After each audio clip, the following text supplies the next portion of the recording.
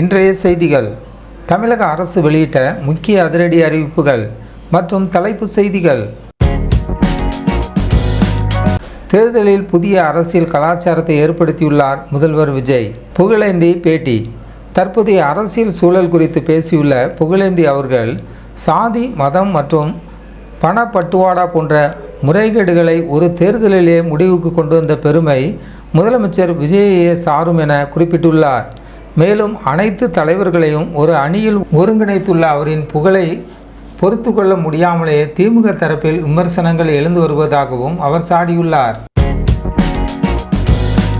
பொதுப்பணித்துறையில் commission விவகாரம்.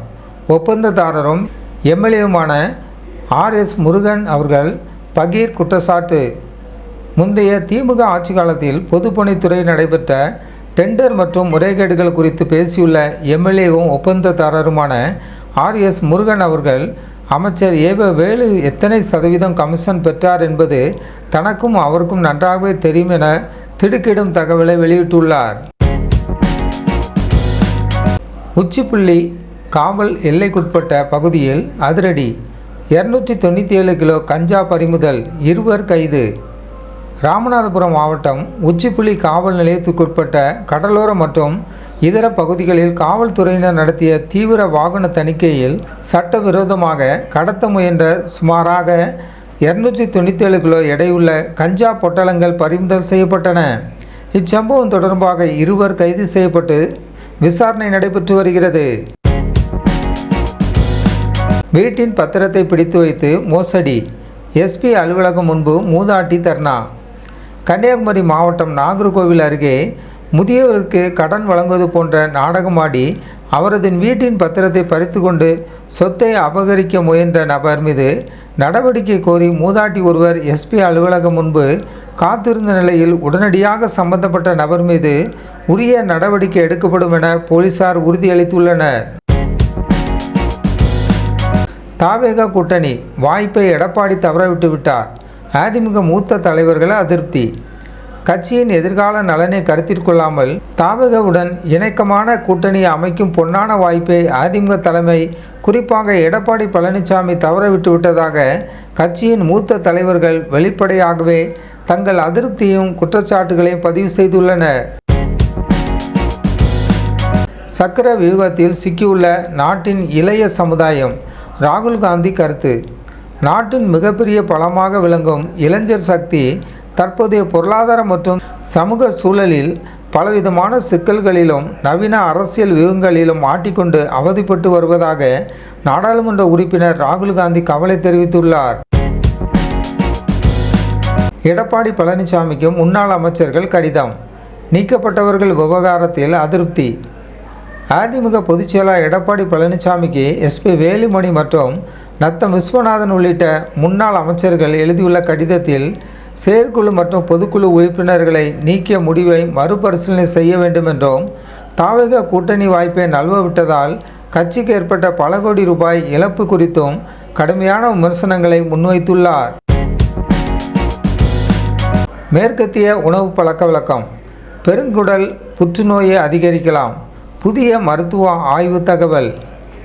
அதிக கொழுப்பு மற்றும் சிவப்பு இறைச்சிகளை உட்கொண்டு நார்ச்சத்து குறைந்த உணவுகளை உட்கொள்ளும் மேற்கத்திய உணவு முறைகள் மனித உடலில் பெருங்குடல் புற்றுநோய்க்கான அபாயத்தை பன்மடங்கு அதிகரிப்பதாக மருத்துவ ஆய்வுதல் எச்சரித்துள்ளது. குடல் பாக்டீரியாக்கள் உருவாக்கும் ஒரு வகையான அமிலமே இதற்கு காரணம் என அதில் விளக்கப்பட்டுள்ளது. கொட்டும் மழையிலும் அசராத பரதநாட்டியம். சித்திர நாட்டிய நிகழ்ச்சியில் சிறுமிகள் உற்சாகம். சென்னை ராஜரத்தினம் மைதானத்தில் நடைபெற்ற பிரமாண்டமான சித்திர நாட்டிய நிகழ்வில் வானம் பொழிந்து தள்ளிய மழையையும் பொருட்படுத்தாமல் கலந்து கொண்ட சிறுமிகளும் பெண்களும் பரதநாட்டியம் மற்றும் மயிலாட்டம் ஆடி அனைவரையும் மேற்சில்க வைத்துள்ளனர். மாணவர் விடுதியில் அமைச்சர் திடீர் ஆய்வு. உணவின் தரம் குறித்து நேரடி விசாரணை. அரசு மற்றும் மாணவர் நல விடுதியில் வழங்கப்படும் உணவுகளின் தரத்தை ஆய்வு செய்யும் நோக்கில் அமைச்சர் ஒருவர் திடீரென்று மாணவர் விடுதிக்குள் நுழைந்து உணவை பரிசோதித்து பார்த்தார். அப்பொழுது சோறு சரியாக வேகவே இல்லையே, இதை வைத்து எங்கள் குழந்தைகள் எப்படி சாப்பிடுவார்கள் என்று விடுதி நிர்வாகத்திடம் அவர் அடுக்கடுக்கான கேள்விகளை கேட்டு எச்சரித்தார். சென்னையில் வெளுத்து வாங்கிய கனமழை, வெப்பம் தணிந்து குளிர்ச்சியான சூழல். சென்னையில் நுங்கம்பாக்கம், கோடம்பாக்கம், சென்ட்ரல் மற்றும் எக்மோர் உள்ளிட்ட பல பகுதிகளில் திடீரென பெய்த கனமழையால் கடுமையான வெப்பம் தணிந்து குளிர்ச்சியான மற்றும் மனதுக்கு பிடித்தமான காலநிலை நிலவி வருவதால் சென்னை பொதுமக்கள் பெரும் மகிழ்ச்சி அடைந்துள்ளனர். புதுச்சேரியில் 80வது சுதந்திர தின விழா, தேசிய கொடி அணிவகுப்பை தொடங்கி வைத்தார் அமித்ஷா. புதுச்சேரி யூனியன் பிரதேசத்தில் மிகவும் கோலாகலமாக நடைபெற்ற 80வது சுதந்திர தின விழாவின் ஒரு பகுதியாக வரலாற்று சிறப்புமிக்க தேசிய கொடி அணிவகுப்பு நிகழ்ச்சியினை மத்திய உள்துறை அமைச்சர் அமித்ஷா அவர்கள் கலந்து கொண்டு சிறப்பித்து தொடங்கி வைத்தார். தனி மனித சுதந்திரத்திற்கு ஆபத்து, இங்கிலாந்தில் AI ஸ்மார்ட் கண்ணாடிகளுக்கு அதிரடி தடை. பார்ப்பதற்கு சாதாரண கண்ணாடி போலவே தோற்றமளித்தாலும் உள்ளே உள்ள கேமரா மற்றும் மைக்ரோஃபோன் மூலம் எவருக்கும் தெரியாமல் ரகசியமாக படம் பிடிக்கக்கூடிய AI ஸ்மார்ட் கண்ணாடிகள் பொதுமக்களின் தனிமனித சுதந்திரத்திற்கு பங்கம் விளைவிப்பதாக கூறி இங்கிலாந்து பொழுதுபோக்கு இடங்களில் அவற்றுக்கு தடை விதிக்கப்பட்டுள்ளது. பத்திரிகையாளர் குழு தாக்கப்பட்டதை கண்டித்து கள்ளக்குறிச்சியில் ஆர்ப்பாட்டம். தஞ்சாவூரில் நியூஸ் தமிழ் செய்தி தொலைக்காட்சி செய்தியாளர் குழுவை சேர்ந்தவர்கள் சமூக விரோதிகளால் கொடூரமாக தாக்கப்பட்ட சம்பவத்தை கண்டித்தும் பத்திரிகையாளர்களின் பாதுகாப்பை உறுதிப்படுத்த கோரியும் கள்ளக்குறிச்சியில் அம்பேத்கர் சிலை அருகில் தென்னிந்திய பத்திரிகையாளர்கள் யூனியன் சார்பில் கண்டன ஆர்ப்பாட்டம் நடைபெற்றது. எரிவாயு சிலிண்டர் பெறுவதில் புதிய சிக்கல், EKYC முடிக்க ஆகஸ்ட் 16 கடைசி கேடு. சமையல் எரிவாயு சிலிண்டர்களை தொடர்ந்து பெற்று வருவோருக்கு EKYC செய்வது கட்டாயமாக்கப்பட்டுள்ளது. வரும் ஆகஸ்ட் 16ஆம் தேதிக்குள் தங்களது EKYC நடைமுறையை ஆன்லைன் மூலமாகவோ அல்லது சமையல் எரிவாயு ஷோரூமுக்கு நேரில் சென்றோ இதை முடிக்காவிட்டால் எதிர்காலத்தில் சிலிண்டர் விநியோகம் பெறுவதில் தடைகள் ஏற்படலாம் என எச்சரிக்கப்பட்டுள்ளது. கன்னியாகுமரியில் சூறைக்காற்று வீச்சு, காற்றாலைகளில் பன்மடங்கு அதிகரித்த மின் உற்பத்தி.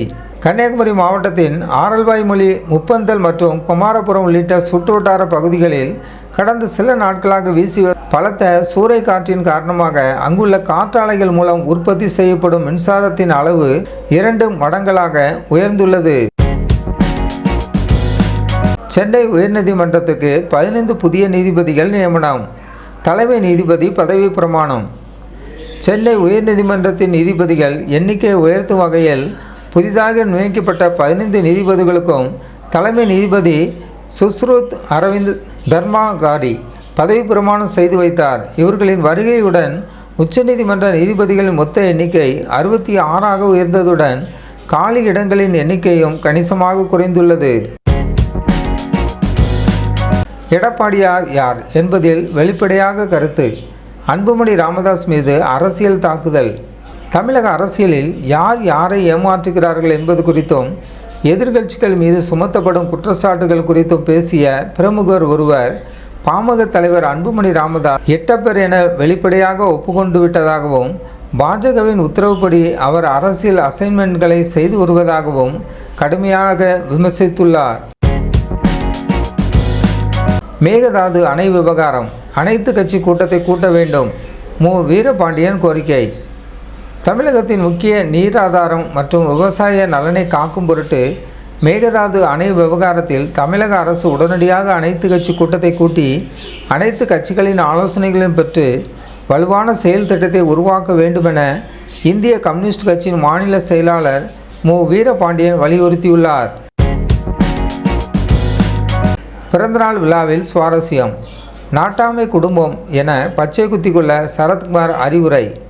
சென்னையில் நடைபெற்ற தனது பிறந்தநாள் விழாவில் கலந்து கொண்ட தீவிர ரசிகர்களை சந்தித்து பேசிய நடிகர் சரத்குமார், விருப்பம் உள்ளவர்கள் மட்டும் தங்களின் கைகளில் நாட்டாமை குடும்பம் என பச்சை குத்தி கொள்ளுமாறு சுவாரஸ்யமாகவும் அன்பாகவும் அறிவுறுத்தியுள்ளார். சென்னையில் கனமழை எதிரொலி, வானில் வட்டமடித்த விமானங்கள். தாம்பரத்தில் தரையிறங்கிய அமித்ஷா ஹெலிகாப்டர். சென்னையில் திடீரென பெய்த பலத்த கனமழை மற்றும் மேகமூட்டம் காரணமாக விமான சேவை பாதிக்கப்பட்டது. வானில் விமானங்கள் வட்டமடிக்க வேண்டிய சூழல் ஏற்பட்ட நிலையில் மத்திய உள்துறை அமைச்சர் அமித்ஷா அவர்களின் ஹெலிகாப்டர் பாதுகாப்புடன் தாம்பரம் விமானப்படை தளத்தில் பத்திரமாக தரையிறக்கப்பட்டது. ஆசையாக வளர்த்த 100 மரங்கள் வெட்டி வீழ்த்தப்பட்டதால் கதறி அழுத பெண். கள்ளக்குறிச்சியில் சோகம்.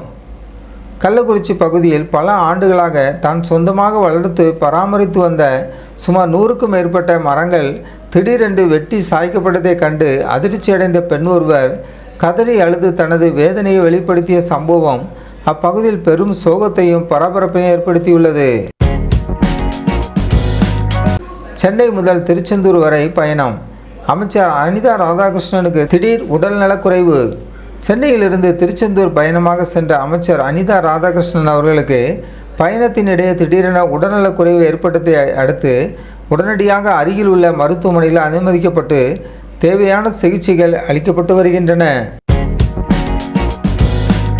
திருவானைக்காவல் குடியிருப்பு அகற்றம் விவகாரம். அமைச்சர் ரமேஷ் நேரில் சென்று சமாதான பேச்சு. திருச்சி திருவானைக்காவல் கன்னிமார் தோப்பு பகுதியில் சுமார் 60 ஆண்டுகளுக்கு மேலாக வசித்து வரும் மக்களை அங்கிருந்து வெளியேற்ற கோரும் நடவடிக்கைகளுக்கு எதிர்ப்பு தெரிவித்து பொதுமக்கள் சாலை மறியல் போராட்டத்தில் ஈடுபட்டனர். போராட்ட களத்திலிருந்து நேரில் விரைந்த அறநிலைத்துறை அமைச்சர் ரமேஷ் அவர்கள் பொதுமக்களிடம் சமாதான பேச்சுவார்த்தை நடத்தி உரிய தீர்வு காணப்படும் என உறுதியளித்தார். காரைக்குடி ஆலங்குடி கிராமத்தில் கோலாகலமான மீன்பிடி திருவிழா. உற்சாகத்துடன் திரண்ட மக்கள். சிவகங்கை மாவட்டம் காரைக்குடி அருகே உள்ள ஆலங்குடி கிராமத்தில் அமைந்துள்ள மேல மகாணம் சூரக்குடி கண்மாயில் பாரம்பரியமிக்க மீன்பிடி திருவிழா மிகவும் கோலாகலமாக நடைபெற்றது. இதில் ஏராளமான கிராம மக்கள் கலந்து கொண்டு ஆர்வமுடன் மீன்களை பிடித்து தங்கள் மகிழ்ச்சியை வெளிப்படுத்தினர். விடுமுறை நாளை கொண்டாடிய சுற்றுலா பயணிகள். குற்றால அருவிகளில் குவியும் கூட்டம்.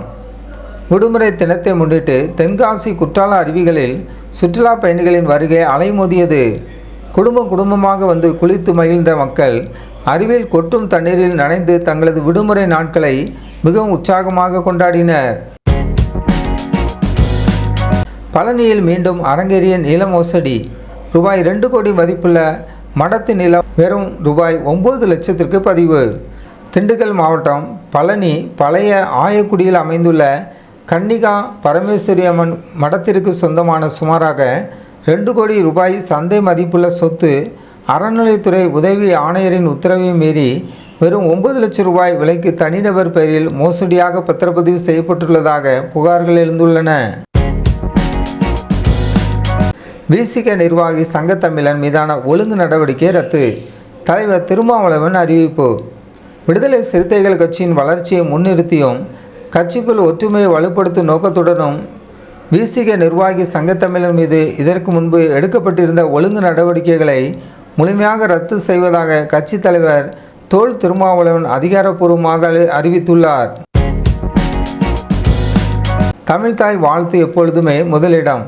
சட்டப்பேரவையில் சிறப்பு தீர்மானம் கொண்டு வருகிறார் முதல்வர் விஜய். தமிழ் மொழி மற்றும் பண்பாட்டின் பெருமையை நிலைநிறுத்தும் வகையில் அரசு நிகழ்ச்சிகள் மற்றும் பொது விழாக்களில் பாடப்படும் தமிழ்தாய் வாழ்த்துக்கு எப்போதுமே முதலிடம் வழங்கப்படுவதை உறுதி செய்யும் விதமாக தமிழக சட்டப்பேரவையில் மாண்புமிகு முதலமைச்சர் விஜய் அவர்கள் சிறப்பு தீர்மானம் ஒன்றை கொண்டு வரவுள்ளார். கோயிலுக்குள் செல்போன் எதற்கு? பக்தர்களின் செயல்களால் டென்ஷனான அமைச்சர் ரமேஷ். ஆன்மீக தலங்களின் புனித தன்மையை பேணி காக்கும் வகையில் கோயில்களுக்குள் பக்தர்கள் செல்போனை பயன்படுத்துவதற்கு கடுமையான கண்டனம் தெரிவித்துள்ள அமைச்சர் ரமேஷ், சாமி கும்பிட போகும் இடத்தில் செல்போன் எதற்கு? நம்மக்கிட்ட இருந்து நிம்மதியை அதுவே பறித்து விடுகிறது என தனது அதிருப்தியும் கோபத்தையும் வெளிப்படுத்தியுள்ளார். முதல் தேர்தலிலே நேரடியாக முதல்வரானார் விஜய். ரோஜா புகழாரம். அரசியல் களத்தில் நீண்ட காலம் போராடி எம்எல்ஏ ஆவதற்கே பலரும் சிரமப்படும் சூழலில் தான் சந்தித்த முதல் தேர்தலில் நேரடியாக முதலமைச்சராக பதவியேற்றுள்ள விஜயின் வளர்ச்சியை பார்த்து பலருக்கு பொறாமை ஏற்படுவதாக குறிப்பிட்ட நடிகையும் அரசியல் பிரமுகமான ரோஜா அவர்கள் மக்கள் விஜயை தங்களின் சொந்த பிள்ளையாகவே பாவித்து வருவதாக தெரிவித்தார். மனப்பூர்வமாக தொகுதியை விட்டு கொடுத்தேன். அமைச்சர் பர்வேஸ் நெகிழ்ச்சி பேட்டி. கட்சி தலைமையின் உத்தரவுக்காகவும் அமைப்பின் நலனுக்காகவும் தனது சட்டமன்ற தொகுதியை முன்னாள் அமைச்சர் விஜயபாஸ்கர் அவர்களுக்கு எந்தவித தயக்கமின்றி மனப்பூர்வமாக மகிழ்ச்சியுடன் விட்டு கொடுத்ததாக குறிப்பிட்டுள்ள அமைச்சர் பர்வேஸ் அவர்கள் தலைமை கேட்டவுடன் உடனடியாக தன் சம்மத கையெழுத்திட்டு கொடுத்ததாக தெரிவித்துள்ளார். அதிமுகவிலிருந்து முதல்வர் விஜய்க்கு ஆதரவளித்தவர்கள் அதே மனநிலையில் உள்ளனர். அரசியல் தகவல்: கடந்த காலங்களில் அதிமுக தரப்பில் இருந்து முதல்வர் விஜய்க்கு ஆதரவு கரம் நீட்டிய 25 சட்டமன்ற உறுப்பினர்களும் தற்பொழுதும் அதே நிலைப்பாட்டில்தான் உறுதியாக இருப்பதாக தகவல்கள் வெளியாகியுள்ளன. மேலும் மறைந்த தலைவர்கள் எம்ஜிஆர் மற்றும் ஜெயலலிதா கொள்கைகளை ஏற்று நடப்பவர்கள் இவர்களின் ஆதரவை மனதார வரவேற்பதாகவும் தெரிவிக்கப்பட்டுள்ளது. அடுத்த 25 ஆண்டுகள் தமிழகத்தில் விஜயின் ஆட்சி தொடரும். எம்ஜிஆர் வாரிசு ராமச்சந்திரன் பேட்டி. தமிழக அரசியலில் ஏற்பட்டுள்ள புதிய மாற்றங்கள் குறித்து பேசிய எம்ஜிஆர் அவர்களின் உறவினரும் வாரிசுமான ராமச்சந்திரன், வரவிருக்கும் காலங்களில் அடுத்த 25 ஆண்டுகளுக்கு மேலாக தற்போதைய முதலமைச்சர் ஜோசப் விஜய் அவர்களின் மக்கள் நல ஆட்சிதான் தொடரும் என தனது கணிப்பையும் ஆதரவையும் வெளிப்படுத்தியுள்ளார். சுதந்திர தின அணிவகுப்பை தொடங்கி வைத்தார் பாஜக மாநில தலைவர் நயினா நாகேந்திரன். 80வது சுதந்திர தின விழாவை முன்னிட்டு கோலாகலமாக நடைபெற்ற தேசிய கொடி அணிவகுப்பு நிகழ்ச்சியில் பாஜக மாநில தலைவர் நயினா நாகேந்திரன் அவர்கள் சிறப்பு விருந்தினராக கலந்து கொண்டு அணிவகுப்பை தொடங்கி வைத்து சிறப்பித்தார். உறவுகள் எப்போதுமே மாறுபடும். வாழ்க்கை தத்துவம் பேசிய நடிகர் ஆர்.கே. பாலாஜி. பொதுவெளியில் தனது மாறுபட்ட சிந்தனைகளை பகிர்ந்து கொள்ளும் இயக்குனர் மற்றும் நடிகர் ஆர்.கே. பாலாஜி மனிதர்களின் வயதிற்கேற்பவும் சூழ்நிலைக்கேற்பவும் உறவு முறைகளும் எண்ணங்களும் காலப்போக்கில் எப்படி மாறிவிடுகின்றன என்பது குறித்து தனது யதார்த்தமான பார்வையை பதிவு செய்துள்ளார். ரஷ்யா எடுக்கும் புதிய முயற்சி. இந்தியாவுக்கும் மாற்று நாடுகளுக்கும் நேரடி ரயில் பாதை சாத்தியமா? உலகளாவிய வர்த்தக வழித்தடங்களில் ஏற்பட்டுள்ள நெருக்கடிகளை சமாளிக்கும் வகையிலும் கார்முஸ் நீர்முனையில் கப்பல் போக்குவரத்து பாதிக்கப்படும் சூழலில் மாற்று வழிகளை கண்டறியும் நோக்கத்துடனும் இந்தியாவுக்கு நேரடி ரயில் பாதை அமைப்பதற்கான சாத்தியக்கூறுகளை ரஷ்யா தீவிரமாக ஆராய்ந்து வருவதாக தகவல்கள் வெளியாகியுள்ளன. காமன்வெல்த் பதக்க வீரர்களை நேரில் சந்தித்து பாராட்டிய பிரதமர் மோடி அவர்கள். சர்வதேச காமன்வெல்த் போட்டிகளில் சிறப்பாக பதக்கங்களை குவித்து நாட்டுக்கு பெருமை சேர்த்த வீரர்களை தன் இல்லத்திற்கு நேரில் அழைத்து சந்தித்து பேசிய நரேந்திர மோடி அவர்களின் கடின உழைப்பை பாராட்டி ஊக்கப்படுத்தினார். நலம் ஏஐ செயலி மூலம் வீட்டில் இருந்தபடியே மருத்துவ சீட்டு பெறலாம். அமைச்சர் அருண்ராஜ் அறிவிப்பு. பொதுமக்கள் மருத்துவமனைகளுக்கு நேரில் சென்று நீண்ட நேரம் வரிசையில் நிற்பதை தவிர்க்கும் வகையிலும் நலம் ஏஐ என்ற அதிநவீன செயற்கை நுண்ணறிவு செயலி அறிமுகப்படுத்தப்பட்டுள்ளதாகவும் இதன் மூலம் வீட்டில் இருந்தபடியே எளிதாக மருத்துவ சீட்டை பெற்றுக்கொள்ளலாம் என்றும் அமைச்சர் அருண்ராஜ் அறிவித்துள்ளார். பொறுத்தார் பூமி ஆழ்வார், ஆனால் எந்த பூமியை? நடிகர் சரத்குமாரின் கலகலப்பான பேட்டி. பத்திரிகையாளர்களை சந்தித்து பேசிய நடிகர் சரத்குமார், பொறுத்தார் பூமி ஆழ்வார் என்று சொல்வார்கள், ஆனால் நான் எந்த பூமியை ஆளப்போகிறேன் என்று தெரியாமல் அதற்காக காத்து கொண்டிருக்கிறேன் என்று தனது வழக்கமான நகைச்சுவை பாணியில் கலகலப்பாக பேட்டியளித்துள்ளார். மாணவர்களுக்கு வழிகாட்ட அரசு பள்ளிக்கு செல்லும் ஐஏஎஸ் அதிகாரிகள். உத்தரகாண்ட் அரசின் அதிரடி உத்தரவு. அரசு பள்ளி மாணவர்களிடையே கல்வி மற்றும் வேலைவாய்ப்பு குறித்த விழிப்புணர்வை ஏற்படுத்தும் வகையில் குடிமை பணிகளில் ஐஏஎஸ் ஐபிஎஸ் தேர்ச்சி பெறும் இளம் அதிகாரிகள் ஒவ்வொரு மாதமும் தவறாமல் அரசு பணிகளுக்கு சென்று மாணவர்களுக்கு நேரடி வழிகாட்டுதல்களை வழங்க வேண்டுமென உத்தரகாண்ட் மாநில அரசு அதிரடியான உத்தரவை பிறப்பித்துள்ளது. மரிய நோவா நியூஸ் சேனலுக்கு புதியவராக இருந்தால் மரிய நோவா நியூஸ் சேனலை சப்ஸ்கிரைப் பண்ணுங்கள்.